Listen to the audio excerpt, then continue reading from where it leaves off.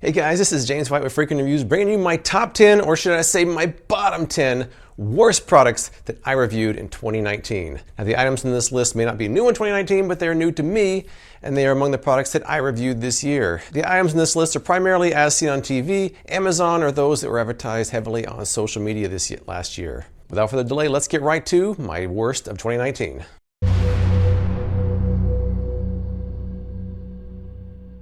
All right, number 10 on my list is Radical Racers, which is a wall climbing as seen on TV car. Now I compared it against just kind of a generic Amazon version, which far outperformed this one. This one was really difficult to steer. I just feel like for something that's heavily advertised in television, this should have at least hung with an Amazon version, which it didn't. Here's some scenes from my original Radical Racers video. This is Radical Racers. It's an as seen on TV car for kids that can climb up walls and do 360 stunts. This is an Amazon remote control car that can also climb walls and do 360 stunts. Is it me, or do these look very similar? And it sticks. Right off the wall. This one is seeming harder to control for me. And it keeps falling off the wall. Look at that, I'm trying to just go straight. I'm just trying to go straight and it keeps falling off.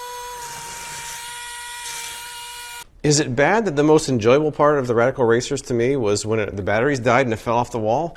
It seems like it gets stuck in that 360 thing and you have to go the opposite direction to fix it. The Radical Racers seem to have some kind of a weight issue where the bottom's always tending to go downward, and on the floor it seems like it gets stuck in that 360 mode.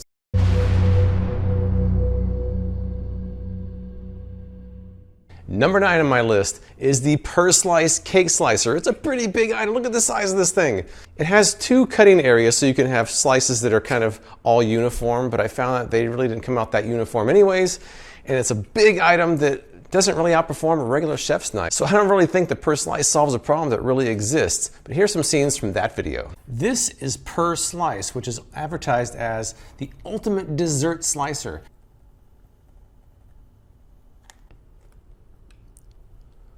That's a pretty clean cut. I definitely don't feel like as I get towards the end of the cake that they're all the same as when they started. These pieces are getting smaller. They are getting smaller. I started right here and went around, and look at the size of the small piece that I ended with compared to the larger. A perfect slice every time? I don't think so. And we also lost a little bit on each piece in the middle. That's why there's an opening there. Here's the first piece I cut, and here's the last piece. You can see there's certainly a big difference. Right now, I'm going with 30 on this 8-inch cake. Wow, that is a small slice. Didn't use a spatula, look how small that is. It just kind of smashes it downward too. Are you really gonna divide an 8-inch cake into 30 pieces? Guys, I'm not really seeing a big advantage over this knife. It kind of worked as advertised, but to me it seems like it's solving a problem that doesn't exist for most people.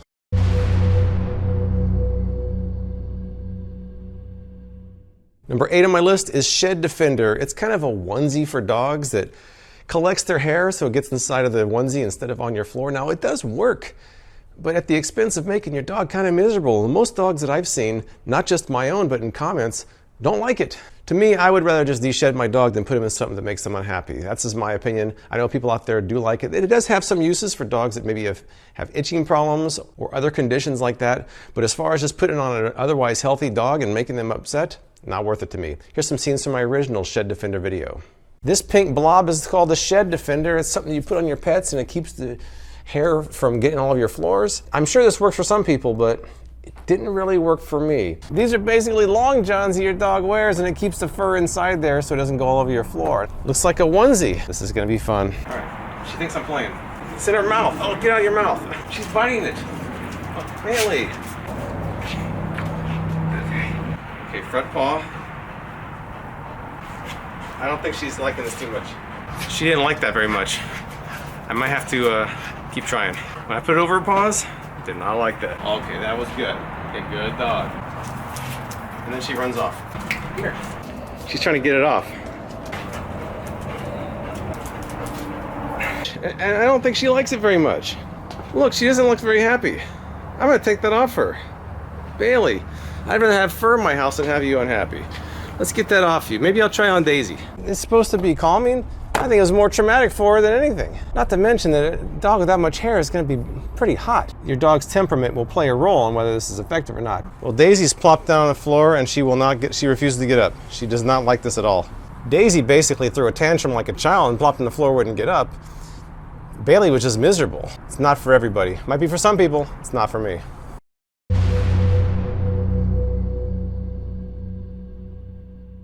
For number 7, I've got to go with Nano Tape. Nano Tape was something that was advertised in the summer of 19 mainly, and it's supposed to be this super sticky, reusable tape. Now I found that it is super sticky, not very reusable, especially when you wash it off, which they say you're supposed to be able to do to reuse it. It doesn't hold very long, and it does remove paint in some situations, so I thought the Nano Tape really disappointed.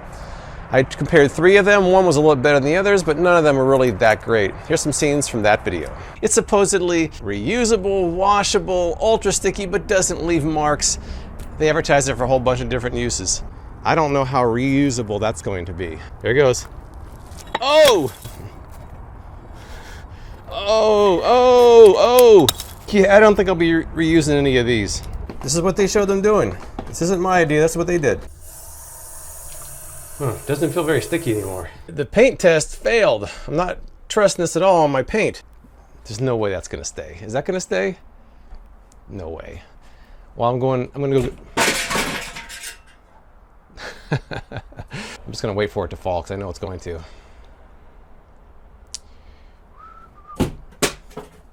There it went. Oh no! Oh, look at this. Here we go. Oh! They say it's reusable. Reusable, huh? I don't think it's very reusable, especially when it gets wet. It yanked the flat paint off in the garage. It didn't as much on the semi-gloss in my house, but it did take the back of the picture frame off. So I think that there's a lot of uses for it that sound good on paper, but when you actually go to implement them, not so much.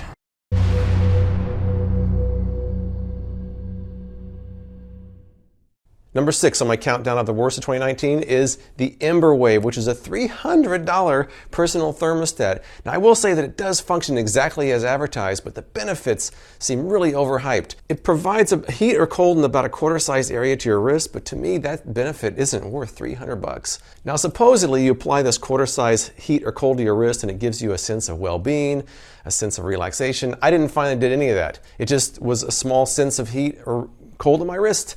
So I think the benefits were way overhyped and the price was way overinflated. Here's some scenes from my original Ember Wave review. This is the Ember Wave. It's a high-tech personal thermostat that you wear on your wrist, and it costs about $300. $300 Ember Wave, $300 gadget. But the Ember Wave on the inside of my wrist, I feel like it's kind of hitting, so I was kind of lifting my hand up in a very awkward position to type like that.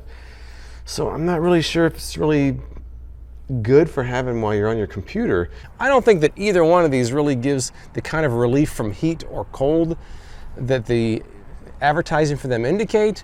It's my wrists are cold, that's about it. It's still warm and I don't feel like my cold wrists are really making me feel any colder. I think most people are not going to spend $300 on this. Sorry, I don't think they will. It totally works.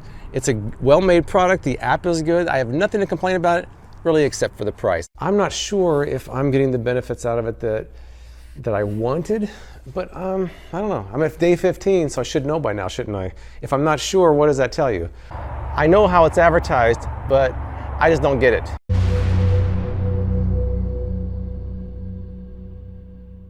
All right, number 5, I might get a little bit of flack for this one. I'm prepared for it, but I'm voting the BlendJet, which has been heavily advertised in 2019 as my number 5 worst of the year. Doesn't mean it doesn't work, but the marketing on this item says how powerful it is, how quiet it is. I didn't find it to be either one. I found it to be kind of loud and kind of weak. I have my trainer over here as well to help me out. He wasn't very impressed either. So I'm not saying it doesn't work. I'm just saying that it failed miserably in living up to the advertising hype. So here's some scenes from that video. Now the BlendJet is supposed to be an item that's portable, that you can take with you, it's quiet, so you can make smoothies or shakes anywhere. That's pretty cool. You see the cyclone in there. It's already getting full and I'm still not done yet. All right, here we go. I'm gonna try my Ninja first.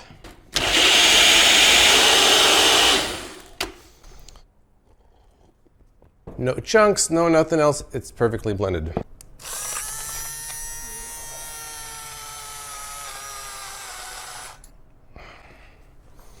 It just stopped. Let's get into the spinach. I still see chunks floating around in there. Let's see what we got here. Got a spinach leaf in my mouth. I don't know, man. I think a shake like this is just too much for this.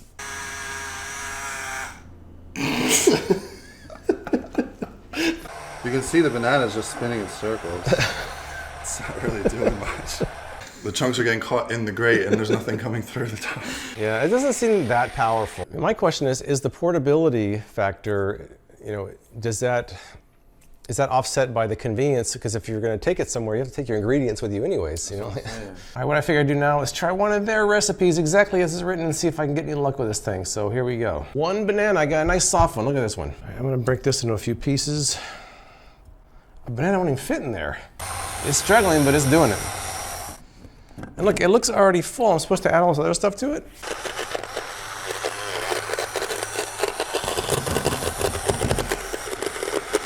I just don't think this motor is powerful enough. Oh, I just saw chunks. But right now, I'm less impressed every time I use this. I'm not convinced the BlendJet can hang with even a regular small blender, so I think BlendJet version 2 might be something I'll wait for.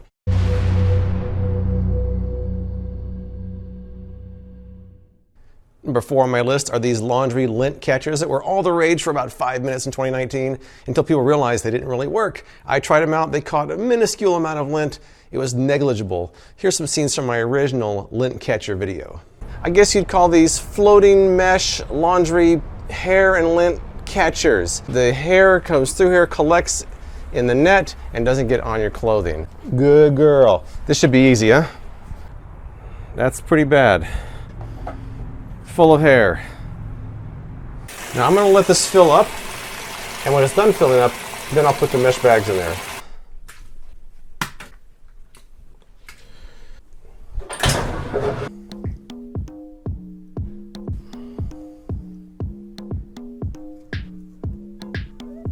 So it looks like we got this much off of the 4 shirts. I'm still seeing hair. Still seeing it. Yeah, it definitely has hair still on it. The shirt number 4, the one I was wearing, I still see some hair on that one too. A lot of that, the black seems like it's actually lint and not so much hair. So maybe that really isn't that impressive with that little amount. Now these did not have a ton of fur on them. This is a regular load of laundry. I'm not seeing a lot in there. Just a tiny bit of lint on this one. As far as these lint catchers goes, I'm not convinced they do anything. But when you look at the end result of the lint catchers, washer and dryer, and just the dryer, there's not much difference. I'm not really convinced they really did much that my washer and dryer wouldn't already do.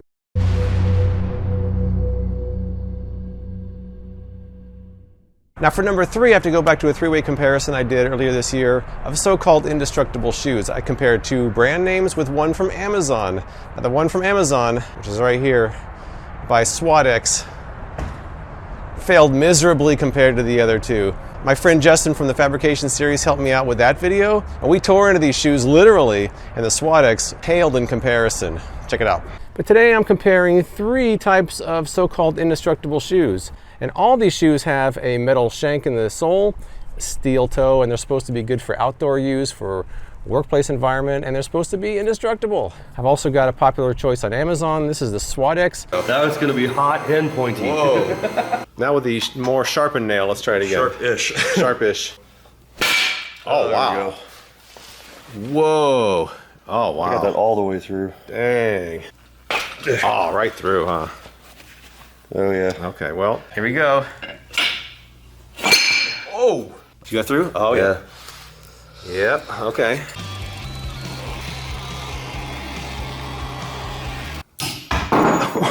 Holy Whoa!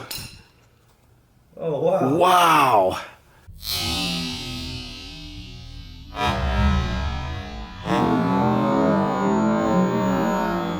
Supposed to have a 1/2 inch of clearance still left in here. That's almost touching. That's like an 1/8 maybe. Yeah. That is your toe. on steel. Used to be. 58 thou.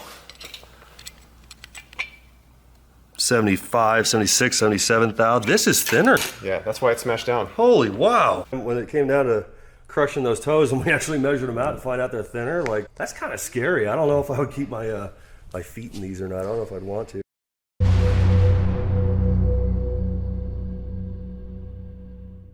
Number 2 on my list is a kitchen gadget that doesn't seem to have any point of existing, and that is this one. It was a $4 egg cracker I bought on Amazon called the Ingenius Egg Cracker, which, although it does work, it requires you to pound it on the counter, which you would just tap an egg on the counter anyways. I don't really get it. I don't really understand what the point of this is. When you already have to tap the egg on the counter, why do you need to put it in something to tap it with? One of the dumbest ideas I've seen. Take a look at my original egg cracker comparison and the Ingenius, which is not very ingenious to me, egg cracker. Now today I've got 5 different egg crackers to see how they compare. What a strange looking product. Look at this. It says to insert an egg horizontally, firmly tap base twice if needed against the countertop. Can you do that with your hand instead of having a device? Firmly tap it. All right, here we go. Maybe twice. Oh, what do you know? You get egg inside there, so that's not cool, but. Oh, look at this. It didn't even crack completely. I don't even understand this gadget at all, the point of this one, but here we go. A couple taps on the counter. I felt a little bit of moisture on my hand on that second tap. Ooh. Oh, another one. Let me rank these from number 5 to number 1. Number 5 to me is the clearest choice. If you're gonna have to bang it on the counter anyways, what do you need a separate device for? This is clearly number 5.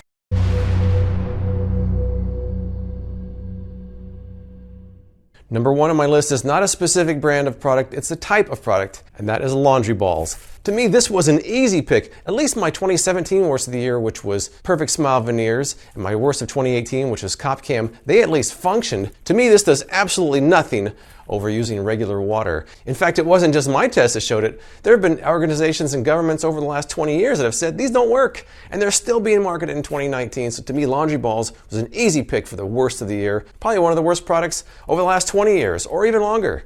But here's some scenes from my original laundry ball review. This is Crystal Wash, which is probably the most prominent, well-known version of these laundry balls. A bit expensive. I paid 57 bucks for these two. This is a cheap one on Amazon. I think I paid around 11 bucks for this one. I'm gonna stain 4 different quadrants with 4 different items, toss it in the wash, and then I'm gonna literally rinse and repeat. 1 teaspoon of soy sauce. Ha! A little ketchup. 1 tablespoon of wine.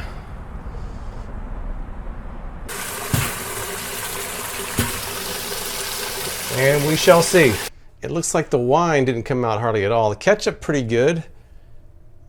Dirt, so-so. And the soy sauce pretty good.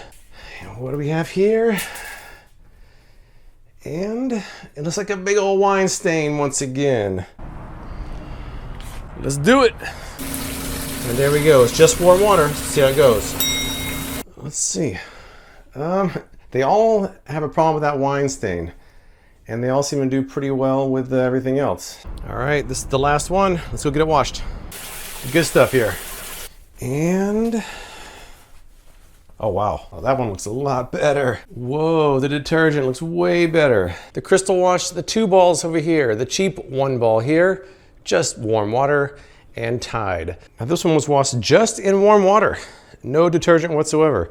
I don't see that the laundry balls really did that much better, to be honest.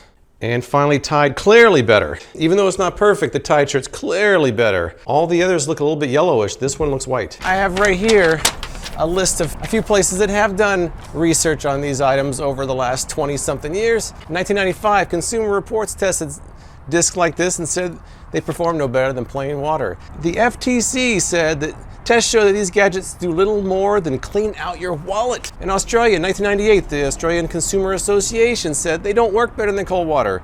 In 2015, Choice Australia said they don't work. So I say, save your money on them, cheap or expensive, and just stick with detergent. And if your laundry isn't any that dirty, just use regular water.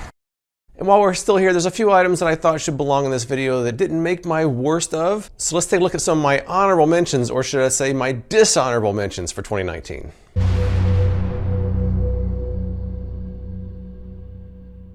This 7-in-1 pen is an honorable mention. I took it to Hawaii with me for one of my travel gadgets videos, and even though it does a lot of things, it doesn't really do any of them very well. I think its best feature is that of being a pen, which you don't need to pay all the extra for that in something like this. Here's some scenes from my original travel gadgets video, including the 7-in-1 pen. This is the A-Tech 7-in-1 multifunction tool pen. Stylus, bottle opener, Phillips screwdriver, flathead screwdriver, a 3-inch ruler, a phone stand.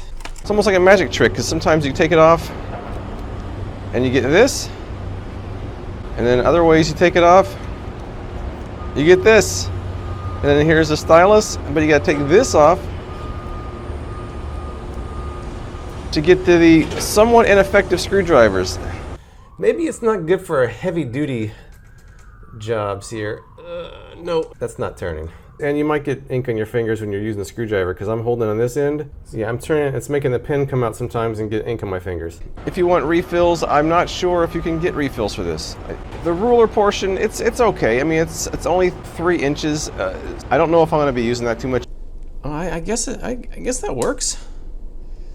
I mean, it doesn't feel real sturdy. I would summarize this pen the way one Amazon reviewer did. That person did it, summed up pretty nicely. That's it. It's a jack of all trades, a master of none. It does a lot of things, but doesn't do any of them really that well, except for working as a pen. But for 15 bucks, it should do a lot more than that.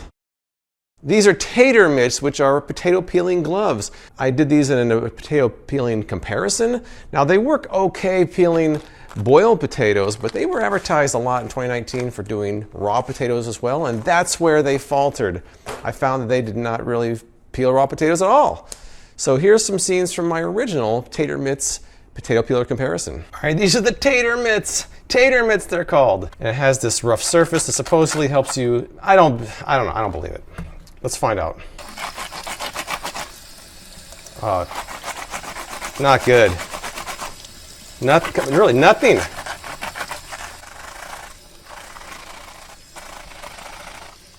Hey, I'm starting to get some peel off there. Look, I'm making progress. I just spent $8 to rub a potato for a few minutes and got nothing out of it. I'm more exfoliating this potato than actually peeling it. By far the worst are the ridiculous Tater Mitts that don't even work. So that's it. That's my worst of 2019. There were some pretty good ones, or should I say some pretty bad ones on the list this year. I look forward to seeing the good, bad, and the ugly in 2020.